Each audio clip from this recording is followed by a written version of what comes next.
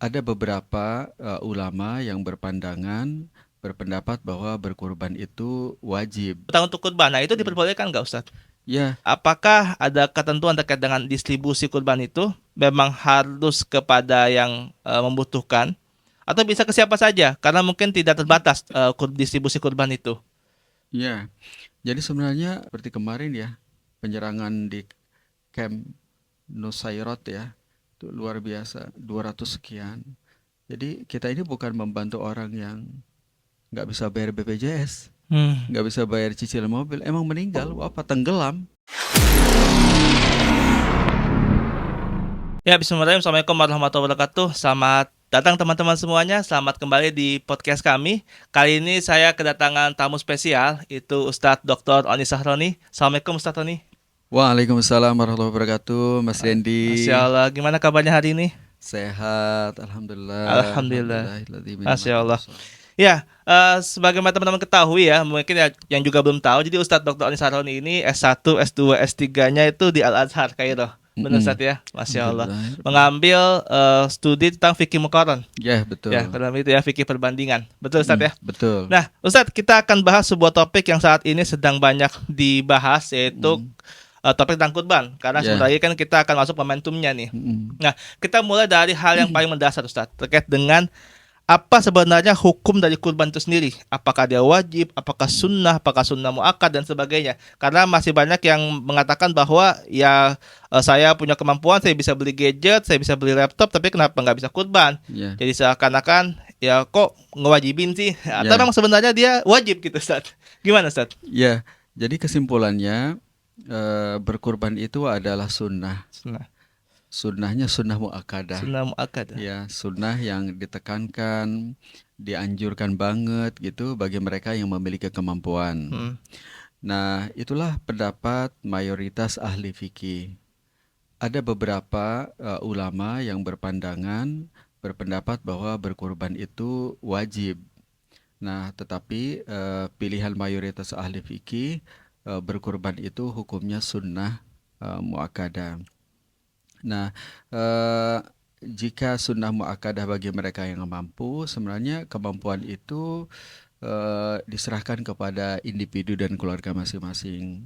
Merekalah yang bisa menyimpulkan bahwa oh kita ini sebenarnya bisa ngatur cash flow kita ini di tengah kebutuhan, kewajiban, utang piutang. Kita ini bisa nih berkurban karena walaupun punya cicilan sebenarnya itu bisa diatur pendapatan kita. Nah, jadi kembali ke pertanyaan gimana hukumnya? Hukumnya adalah sunnah muakkadah dan setiap kita itu harusnya sih berikhtiar agar ia menjadi calon pengkurban Hmm. ya sebagaimana berhaji. Hmm. Nah, berhaji itu kan bagi orang yang mampu, tapi setiap orang kudu berikhtiar agar ia bisa mampu Hmm. menabung apa. Jadi cerita berkurban ini harusnya memang bukan hari ini, Hmm. tapi jauh beberapa waktu sebelumnya dengan cara menabung atau lainnya bagi mereka yang memang belum mampu.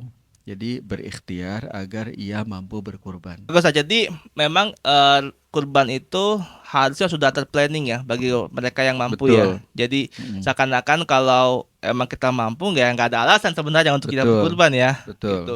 Jadi secara kesimpulan kita bisa mengartikan ini sunnah muakkadah, Betul. benar ya. Mm, Bagi orang-orang yang memang mampu. Nah, ya. tapi Ustadz, terkait dengan kemampuan ini, kan Mm, kadang-kadang kan kita di satu waktu tertentu mungkin kita udah planning. ya. Tapi di suatu waktu tertentu ternyata kita adalah ada something lah Mm, yang kemudian kita harus mengeluarkan dana tersebut. Yang sebenarnya udah kita planning nih. ya. Nah, kemudian kita masih mau berkorban karena Ya. kita punya status kemampuan di mana Mm, mungkin kita bisa hitung gaji kita dan sebagainya. Terus kita pengen berkorban itu tapi nyicil dulu, apa mungkin berhutang dulu, ya. hutang untuk kurban. Nah, itu Mm, diperbolehkan nggak Ustadz? ya. Boleh. Jadi berutang untuk kurban, Hmm. baik berutang kepada berutang ya layaknya kepada personal ya, saudara, tetangga atau kita berkurban dengan cara beli cicil misalnya Cicil. melalui koperasi syariah atau Hmm. lembaga keuangan syariah atau kita berkurban dan alat bayarnya pakai kartu kredit syariah kan Hmm. sama-sama berutang. Itu boleh dan boleh ya selama memenuhi adab-adab berutang. Kan berutang juga ada adab-adabnya ya. Mm, Yang pertama adalah dia punya kemampuan bayar memang. Kemampuan bayar. Jadi Oke. dia ngatur tuh cash flow-nya. Kalau dicicil nih kita bisa deh bisa nyicil. Nah, yang kedua tentu saja kalau berutang utangnya halal, ya Hmm. nggak ada ribanya. Hmm. Jadi kalau memang harga kambing 3 juta ya dia bayar 3 juta. Oke. Atau cara lain misalnya kalau koperasi syariah, ia yang beli kurban dijual ke kita. Jadi dia penjual sehingga kita bayar lebih Hmm. karena akadnya jualan atau Kata jual. merobah. Jadi kelebihannya sebagai margin bagi penjual. Nah, jadi boleh selama memenuhi adab-adabnya, mampu bayar, utang yang halal, tidak melalaikan aktivitas atau kebaikan lain yang lebih prioritas. Ya, oke. Berarti kita ambil kesimpulan berkurban dengan cara yang Mm. cicil tadi itu Ya, diperbolehkan ya. betul. Asal tadi pakai mekanisme syariah ya. Ya, Iya. betul. Ada 3 adabnya. Tiga, sorry, bisa diulang nggak usah tiga adab Ya, tadi. jadi adab yang pertama adalah ia mampu bayar. Hmm. Ia Membayar. mampu bayar. Eh, jadi sebagaimana hadis Rasulullah SAW, eh, barang siapa yang berutang dan ia beritikad untuk menunaikannya, Hmm. melunasinya, maka Allah akan mempermudah jalan. Hmm. Oke. Nah, yang kedua, kreditnya atau jual beli tidak tunainya kudu halal. Hmm. Seperti melalui koperasi syariah, lembaga keuangan syariah, atau kita minjem ke teman atau tetangga yang memang tanpa interest, tanpa riba. Nah, itu kira-kira adabnya. Hmm. Oke, oke. Oke, bisa lewat tadi ya, Hmm, medianya bisa lewat koperasi syariah. Tadi betul, ya, pakai kartu kredit syariah ya. betul. Iya, yang Hmm, yang yang disediakan oleh beberapa bank syariah ya, nyediain juga ya, kartu kredit syariah. Nah, eh terkait dengan apa namanya? Jadi kita cicil boleh, kemudian juga untuk hukumnya ini sunnah muakkad ya, Ustaz ya. hmm, Nah, terkait dengan pengakuan apa pengatasnamaan kurban. ya, Nah, seringkali kita apa namanya? Untuk biasanya kan idealnya kan untuk kambing satu orang ya, gitu ya. Kemudian hmm, nanti untuk sapi maksimal di 7 orang. ya, Kemudian kadangkala ada beberapa pihak yang ya katakanlah sekolah atau suatu lembaga pendidikan ya yang hmm, kemudian mengajarkan siswanya untuk berkurban. hmm, Nah, cuman karena kemampuan siswa kan tidak ya, sangat terbatas ya hmm, sehingga hmm, mereka berkurban dengan uang seadanya hmm, yang kemudian dinamakan sebagai sedekah kurban. hmm, hmm, Pertanyaan saya, apakah hal tersebut diperkenankan untuk dilakukan hmm, hmm. atau apa sebenarnya tidak dianjurkan? Gitu. Ya, sebenarnya menurut saya pribadi, jadi tradisi di lembaga pendidikan kita atau komunitas patungan kurban ya, Hmm, sebenarnya sih tradisi yang baik ya. baik ya. Apalagi bagi siswa, bagi anak-anak, agar melatih mereka juga untuk berderma, Betul mah. berderma. Ya, malah yudraku kulluh, la yudraku julluh. Jika 100% tidak bisa ditunaikan, Hmm. maka 75, 80, 60. Yang penting diperkenalkan kepada mereka bahwa saya sudah menjadi bagian dari pengkurban Hmm. ataupun saya sudah menjadi bagian dari donatur untuk sedekah daging. Itu Hmm. yang pertama. Menurut saya sih kebiasaan yang baik, lanjutkan, lanjutkan. Nah, yang kedua tentang teknis. Pilihannya adalah pertama, jika bisa misalnya panitia, komite sekolah itu melis ya, misalnya sapi satu, di bawahnya ada 7 orang, kemudian kambing 1 orang. Jika itu eh, jika itu dirasa bisa dilakukan oleh para siswa, maka itu menjadi pilihan. Hmm. Tetapi jika tidak bisa, nggak apa-apa juga patungan. Hmm. Misalnya sapi jadi 20 orang, kambing 30 orang. Nanti panitia membuat mekanisme. Hmm. Misalnya kalau sapi patungannya 50, maka selain yang 7 orang itu menghibahkan kepada yang 7 orang. Hmm. Jadi walaupun patungannya 50, tapi karena dihibahkan, nanti yang 7 orang lah yang tercatat sebagai pengkorban Hmm. agar ia menjadi kurban tidak sedekah daging. Begitu pula dengan patungan kambing, misalnya 50 orang, padahal kan kambing itu pengkorbannya satu. Satu ya. Maka yang 49 menghibahkan ke yang Menghibahkan. 1 orang, satu oranglah yang tercatat sebagai pengkorban. Insya Allah mereka yang tidak tercatat, yang menghibahkan tersebut, insya Allah tidak akan ya pahalanya sia-sia. Mereka tercatat orang yang menghidupkan sunnah kurban, mewujudkan guyub ya, berdonasi untuk duafa gitu. Hmm. Ya, Ustaz. Baik. Ya, berarti pada prinsipnya memang kita nggak bisa menghilangkan mekanisme bahwa saat kurban itu ya secara standar itu satu orang untuk kambing, Ya, kemudian ya, untuk sapi itu maksimal 7 orang. ya, Adapun sisanya, kalaupun memang dari tadi mekanisme sedekah ya sisanya sifatnya menghibahkan ya. ya, betul. Cuman tetap ya insya Allah kalau diridhoi ya Allah kasih pahala gitu ya Ya, buat mereka yang akhirnya menghibahkan.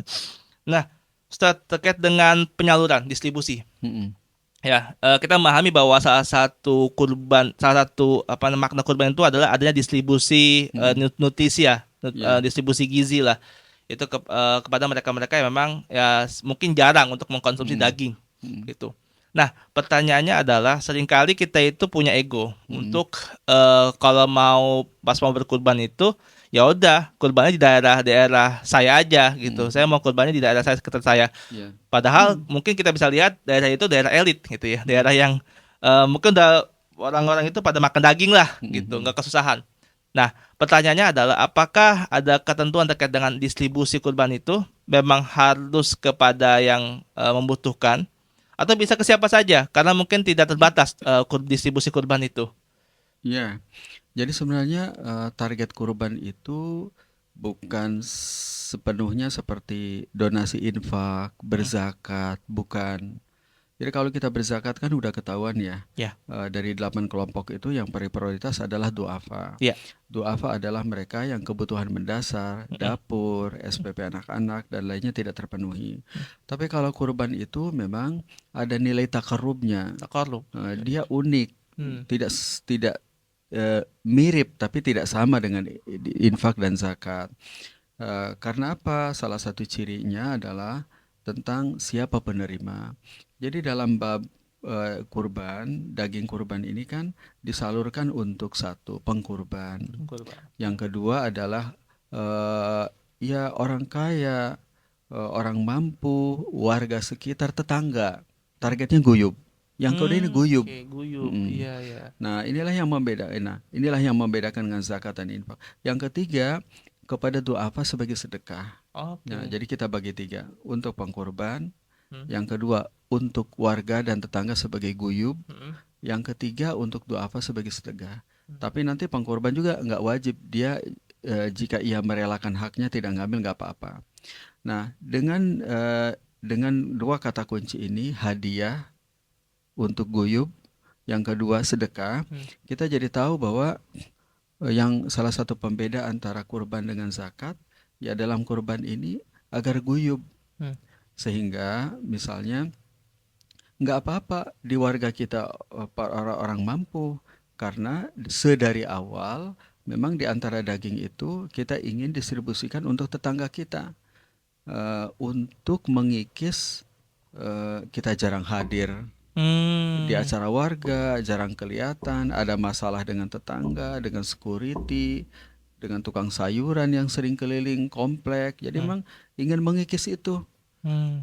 Karena kalau semata-mata ingin bantu, kan kita ada zakat, ada infak, salurkan aja tuh untuk di kampung untuk itu. Hmm. Nah, itu yang pertama. Jadi poin ini yang ingin ditegaskan bahwa kurban itu tidak semata-mata untuk bantu duafa, tapi untuk menghidupkan guyub di antara Oh, I tetangga, see. Ya, ya. supaya setiap tetangga itu, setiap orang di perumahan, di komplek, di tempat ia tinggal itu dirasakan kehadirannya. Nah, ini Hmm. menurut saya penting di tengah kesibukan harian bapak-bapak, terutama ya para profesional, pergi pagi, pulang sore, jarang kelihatan di warga gitu.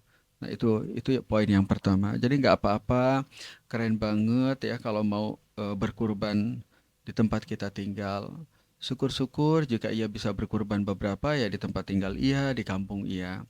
Yang kedua, jika punya kemampuan lebih, memang berkurban untuk mereka yang darurat bantuan, itu menurut saya lebih baik. Hmm. Lebih baik. Misalnya dia secara ini udah oke. Kan guyub juga tidak mesti dengan berkurban ya. Ya. Bagi mereka yang punya kemampuan terbatas sih jadi panitia, tukang tukang nguliti, tukang cacah, distribusi dan lainnya.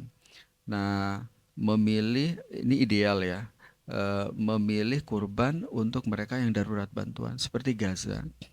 Kalau di Gaza itu kan eh, mendistribusikan daging kurban di tingkat kebutuhannya sudah kritis, darurat. Iya. Meninggal setiap hari bisa sampai 200-250 orang. Ya seperti kemarin ya, penyerangan di camp Nusairat ya, itu luar biasa, 200 sekian. Jadi kita ini bukan membantu orang yang nggak bisa bayar BPJS, Hmm. nggak bisa bayar cicilan mobil, emang meninggal, apa tenggelam Hmm. gitu. Jadi berharga banget tuh kalau kita kirim Daging daging, kurban misalnya ya. daging olahan kepada mereka dengan cara kita menitipkan uang kepada lembaga-lembaga kemanusiaan, lembaga zakat yang memang punya program, punya akses untuk membantu warga Gaza. Hmm. Itu mungkin 2 poin, Ustaz. Oke, Ustaz. Berarti ini ada makna yang menarik ya, bahwa kurban itu tuh nggak terbatas untuk ngasih ke warga-warga yang tidak mampu aja, tapi Betul, ada faktor guyup tadi ya, betul. mungkin bisa menghadirkan keceriaan, menghadirkan Ya, kebahagiaan, silaturahim antar ya. sesama ya. Mm-mm. Jadi ini makna kayak pesta gitu ya, pesta Mm-mm, antar mm-mm. sesama kita ya. Termasuk Ya, bisa juga kepada non muslim, Ustaz. ya, ya, betul. Jadi makna guyub ini karena guyub ya kepada siapapun. Hmm, Jadi misalnya tetangga kita ada yang non muslim, kasih iya. Karena apa? Karena targetnya mendekatkan. persaudaraan, ya persaudaraan ukhuwah Islamiyah, ukhuwah Insaniyah gitu. Begitu. Nah, ini menjadi hal yang menarik buat kita pahami, Ustadz, bahwa kurban ini punya makna yang sangat-sangat luas. Dia nggak Hmm. cuma sekedar tadi, nggak cuma sekedar memberikan kepada yang duafa, yang miskin, tapi juga menciptakan sebuah keguyuban ya. Hmm. Jadi menciptakan keakraban yang mungkin Ya. akhirnya kita bisa rasakan setahun sekali ya, Hmm. gitu. Dan ini juga bisa buat kita untuk men-trigger agar setiap waktunya kita coba sisihkan, meskipun Hmm. mungkin nggak sekarang kita berkurban, mungkin karena ada Ya. suatu kendala kita nggak berkurban, tapi semangat ini bisa kita coba tanamkan dari saat ini untuk tahun berikutnya. Jikalau memang ada waktunya lagi untuk berkurban, Hmm. kita bisa tunaikan berkurban, dan tentunya dengan kurban terbaik ya Ustadz ya. Ya, betul. Ya, dengan kurban terbaik dengan kemampuan kita yang terbaik. Tadi juga kita boleh untuk berhutang terlebih dahulu selama kita tahu bahwa kita punya Hmm. kemampuan, bisa berhutang dengan mekanisme yang pasti sesuai dengan syariah, gitu ya, Ya. nggak ada bunga-bungaan dan sebagainya. Oke, jazakallah khair Ustadz Dr. Sama-sama, Ustaz Saroni Dendi. atas kesempatannya, kita jadi tahu lebih banyak, dan sampai jumpa lagi teman-teman di podcast berikutnya. Wassalamualaikum warahmatullahi wabarakatuh.